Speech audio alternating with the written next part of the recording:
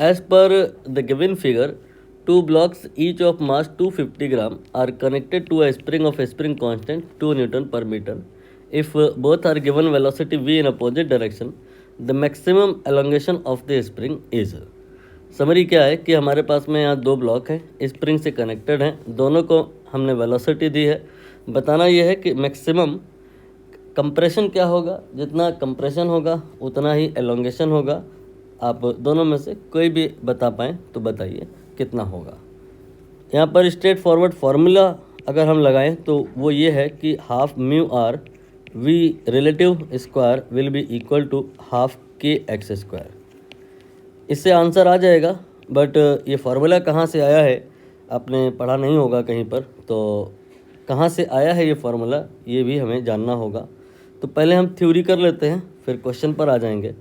देखिए है क्या कि सपोज़ करिए हमारे पास में एक 2 ब्लॉक सिस्टम है, मास इसका m1 है, इसका मास सपोज़ करिए m2 है, और इसका वेलोसिटी सपोज़ करिए v1 है, इसका वेलोसिटी सपोज़ करिए v2 है। तो यहाँ पर हम दो बातें करेंगे, एक मोमेंटम की करेंगे और एक काइनेटिक एनर्जी की करेंगे। तो इसका जो मोमेंटम होगा that will be m1 v1 plus m2 v2।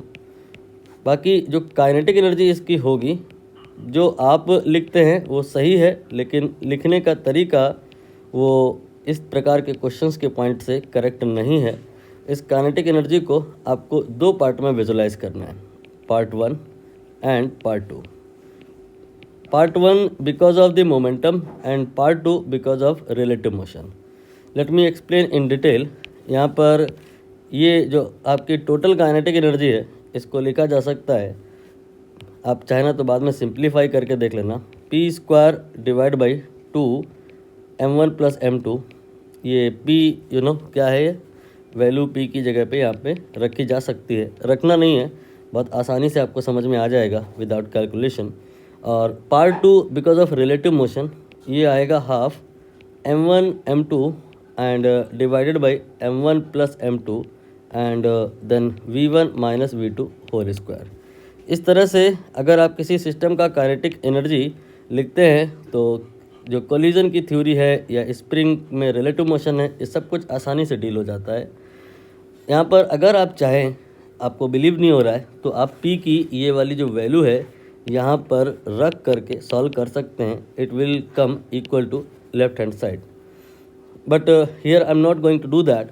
यहाँ पर बस मैं इतना बताना चाह रहा हूँ कि जो ये टोटल काइनेटिक एनर्जी है इसके दो सेगमेंट हैं, ये because of the net momentum in the system and this is because of the relative motion. और कुछ लोग इसको एक्सटर्नल बोलते हैं जो कि बिल्कुल सही है, और इसको कुछ लोग इंटरनल बोलते हैं, ये भी बिल्कुल सही है।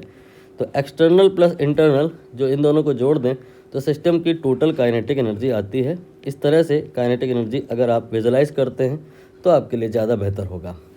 अब आप यहाँ पर नोटिस करिए कि जब आप यहाँ पर v1 v2 कुछ वेलोसिटी देंगे, मैं इन जनरल बात कर रहा हूँ, यहाँ पर मैं m1 m2 के टर्म्स में बात किए ले रहा हूँ ताकि आपको ये ना लगे कि जो मैं बता रहा हूँ सिर्फ इसी क्वेश्चन में लगेगा।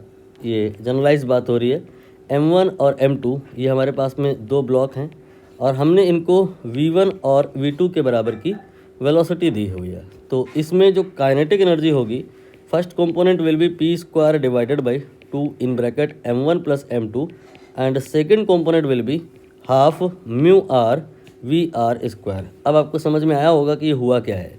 यहाँ पर ये जो एक्सप्रेशन है m1 m2 upon m1 plus m2, इसको मैंने म्यू आर लिखा है, या आप इसे एम आर भी कह सकते हैं, एम आर कह लीजिए, वही ज़्यादा बेहतर होगा। तो M R stands for here reduce mass and V R stands for relative velocity. तो आप जब ये v1 v2 वेलोसिटी दिए हैं, तो अगर इनकेस v1 v2 में कोई रिलेटिव वैल्यू है, मतलब कोई वेलोसिटी कम ज़्यादा है, तो स्प्रिंग या तो कंप्रेस होगी या तो एलोंगेट होगी। उससे क्या सिस्टम के मोमेंटम पे कोई फ़र्क आएगा? बहुत आसानी से आप समझ सकते हैं। पहले मैं क्लियर कर दूं, ये मैं बहुत एडवांस पढ़ा रहा हूँ, आपको एडवांस पर्पस में बहुत हेल्प करेगा।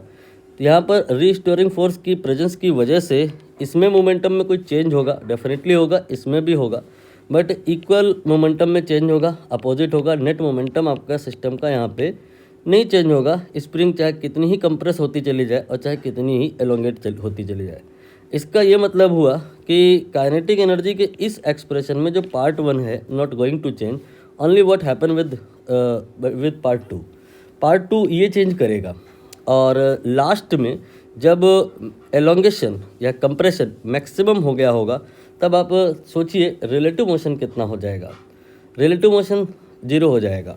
दरअसल यहाँ पर सपोज करिए अगर V1 ज़्यादा है, V2 कम है, वैल्यू मैं लेकर के बताऊँ, जैसे ये मान लो आपकी वैल्यू 10 है और ये वाली वैल्यू मान लो V2 की 6 है, तो ये जो फोर्स लग रहा है ये इस वेलोसिटी को कम करेगा और इसको बढ़ाएगा। तो 10 की जगह आप घटा करके 9 लिख लो और 6 की जगह बढ़ा करके आप इसको 7 लिख लो। थोड़ा और ऐसे ही करो तो ये 8 हो जाएगा और ये आपका अगेन 8 हो जाएगा। अब आप नोटिस करो ये दोनों वेलोसिटी बराबर हो गई हैं। रिलेटिव मोशन अब नहीं हो रहा है।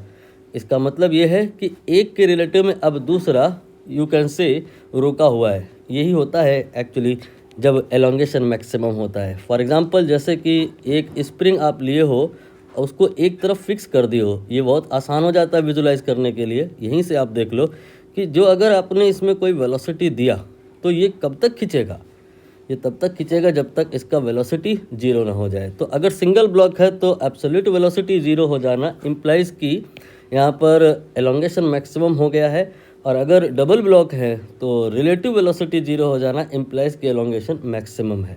तो relative velocity you can say max elongation condition पे या मैक्स कंप्रेशन कंडीशन पे 0 हो जाएगी। तो फाइनल जो काइनेटिक एनर्जी होगी उसमें जो कंपोनेंट 2 आप लिख रहे हो, पहला component not will change and दूसरा कंपोनेंट यहाँ पर ये 0 हो जाएगा।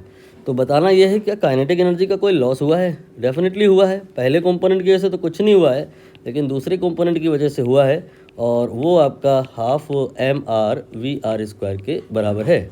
और ये अब आप बताओ लॉस जो काइनेटिक एनर्जी का हुआ है गया कहाँ है? इसी कॉन्फ़िगरेशन में आप चेक करिए। जो अभी यहाँ पर काइनेटिक एनर्जी है, जब एलोंगेशन मैक्सिमम हो जाएगा तो वेलोसिटी 0 हो जाएगा, काइनेटिक एनर्जी 0 हो जाएगा। जो लॉस होगा वो स्प्रिंग की पोटेंशियल एनर्जी में चला जाएगा। मतलब इसे आपको हाफ kx² के इक्वल करना है। That's it. समझ में आया तो सो फॉर गुड, नहीं समझ में आया तो फिर इसको आपने क्या करना है, याद करना है। और अब हमें यहाँ पर वैल्यू पुट करनी है। जैसे कि ये जो mr है, आप समझ गए होंगे mr कितना होगा। इसका मैंने अभी फार्मूला लिखाया था m1 m2 and divided by m1 plus m2। यहाँ पे जो दोनों मास अगर इक्वल हों तो ये m/2 आ जाता है। 250 डिवाइड बाई 2 करेंगे तो ये 125 आएगा। तो mr का वैल्यू ये क्लियर हो गया। ये हो गया आपका 125 kg में करने के लिए 1000 से डिवाइड कर दो। इसके बाद v रिलेटिव बहुत आसान सी बात है यहाँ पे कि आपने इसको v वेलोसिटी दिया है और इसको भी v वेलोसिटी दिया है। तो ऐसा नहीं कि रिलेटिव वेलोसिटी यहाँ 0 हो गई है, अपोजिट डायरेक्शन में है तो v एंड माइनस v, तो ये 2v हो जाएगा and square of that and ये हाफ चाहो तो आप कैंसिल कर लो। इसके बाद k स्प्रिंग कांस्टेंट, ये प्रश्न में बताया है कि 2 है और x ये पूछा है। ये x क्या है? मैक्स चाहे एलोंगेशन कह लो, मैक्स चाहे कंप्रेशन कह लो। ये आपका हो जाएगा 1/8 और इसको 2 के साथ कंबाइन करिए तो 1/16 हो जाएगा। देन ये 2v² हो जाएगा और फिर ये x² हो जाएगा। इस पूरी इक्वेशन का स्क्वायर रूट कर लीजिए तो 16 का ये 4 हो जाएगा, 2v² का 2v हो जाएगा और x के बराबर आ जाएगा। तो x will be finally v/2। Complicated question था बट हम लोगों ने यहाँ पर पढ़ाई ऐसे करी है कि कहानी आसान हो गई है। जो अगर आप समझ गए होंगे तो ये इक्वेशन फिर आपको याद भी नहीं करनी होगी। नेक्स्ट टाइम आप ऐसे प्रश्न को यहीं से स्टार्ट करेंगे और बहुत जल्दी हो जाएंगे, जो कि बहुत मुश्किल माने जाते हैं। आप 1-2 बार और रिव्यू करना, आपको आसान लगने लग जाएगा।